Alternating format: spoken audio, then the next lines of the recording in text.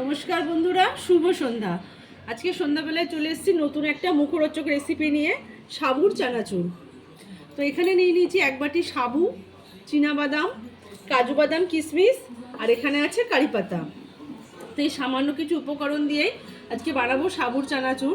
উপোসের দিনে বা একাদশীর দিনে কিন্তু যারা নিয়মিত একাদশী করেন, সন্ধ্যাবেলায় একটু মুখরোচক কিছু খেতে ইচ্ছা করে, আবার অনেকেই আছেন সাবু ভিজিয়ে খেতে পারেন না, তাদের জন্য কিন্তু এই রেসিপিটি খুবই উপকারী। তো প্রথম থেকে শেষ পর্যন্ত দেখুন এই সাবুর চানাচুরটা আমি কিভাবে তৈরি করছি, আর প্লিজ চ্যানেলটা সাবস্ক্রাইব করুন। সাবুর চানাচুর করার জন্য প্রথমে কড়াইতে দিয়ে দিচ্ছি সাদা তেল। কড়াইতে কিন্তু তেল গরম হয়ে গেছে। এবার এর মধ্যে অল্প অল্প করে সাবুটা ভেজে নেব, সবটা একবারে দেব না।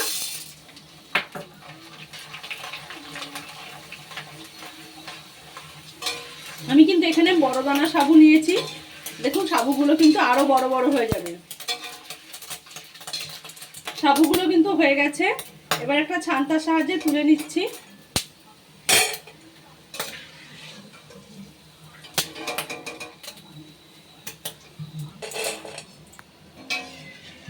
আবারও দিয়ে দিচ্ছি অল্প করে সাবু।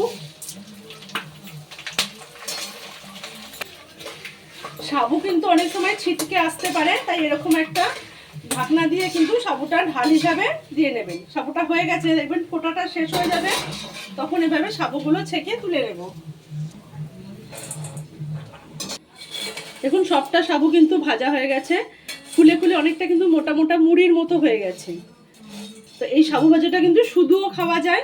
এবার এর মধ্যে আরো মুখরোচক করার জন্য ভেজে নেব কিছুটা চীনাবাদাম।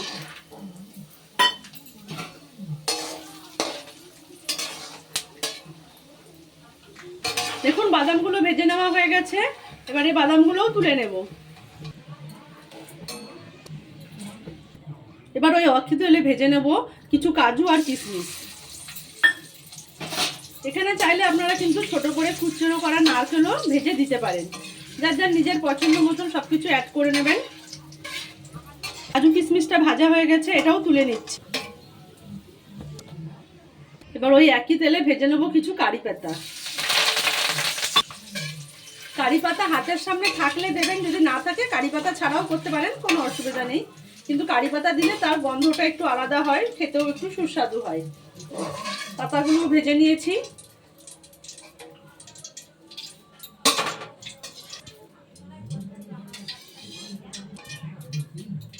সবকিছু কিন্তু এবার একটু ঠান্ডা হওয়ার জন্য অপেক্ষা করব।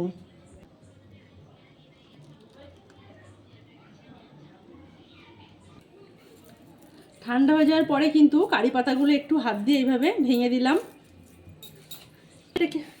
এবার এইটাকে সাবুটাকে মুখরোচক করার জন্য এর মধ্যে কিছু মশলা দেব। আপনারা না চাইলে কিন্তু এরকম প্লেনও সবটা মিশিয়ে খেতে পারেন। প্রথমে দিয়ে দিচ্ছি এখানে বিট লবণ, দিচ্ছি ভাজা জিরের গুঁড়ো। সাদা জিরে শুকনো খোলায় ভেজে নিয়ে গুঁড়ো করা, আর কিছুই না, সামান্য একটু হাফ চামচ মতন। আচ্ছা, এখানে দেব আমি চিনির গুঁড়ো। এটা চিনি গুঁড়ো করে নেওয়া, স্বাদের জন্যে এটা 2 চামচ। ঝালের জন্য দেব গোলমরিচ গুঁড়ো। ব্যাপার, যেটুকু পরিমাণ খেতে পছন্দ করবেন সেই আন্দাজ মতোই দেবেন। চাইলে কিন্তু জিরের সাথে শুকনো লঙ্কাও ভেজেও গুঁড়ো করে দিতে পারেন, কিন্তু লঙ্কাটা হেলদি নয়, সেই কারণে আমি গোলমরিচটা দিয়েছি। এখানে দিয়ে দিচ্ছি অল্প আমচুর পাউডার,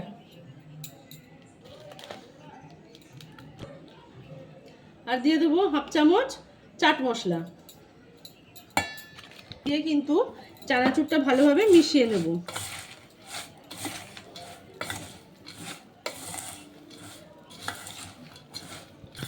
এটা খেতে কিন্তু খুবই চটপটা খেতে হয়। যারা 12 মাস একাদশী করেন, কিন্তু 12 মাসে প্রত্যেক দিন সারাদিন কিন্তু এইভাবে অনেকেই সাবু খেতে পছন্দ করেন না জলে ভিজিয়ে, তারা কিন্তু এইভাবে অবশ্যই করে খেতে পারেন। আর এটা কিন্তু এইভাবে তৈরি করে অনেক দিন পর্যন্ত রেখে দেওয়াও যায়। সবটা খুব ভালোভাবে মেশানো হয়ে গেছে। এটা কিন্তু একদম পরিবেশন করার জন্য রেডি। ওপর থেকে কয়েকটা কারি পাতা ছিটিয়ে পরিবেশন করে নিয়েছি সাবুর চানাচুর। উপোসের দিনে বা একাদশীর দিনে কিন্তু এইভাবে বানিয়ে অবশ্যই খেতে পারেন। কথা দিচ্ছি স্বাদ হবে কিন্তু অসাধারণ। একবার অবশ্যই ট্রাই করার অনুরোধ রইল। আর প্লিজ চ্যানেলটা সাবস্ক্রাইব করুন, লাইক শেয়ার কমেন্ট করে পরিবেশন করুন।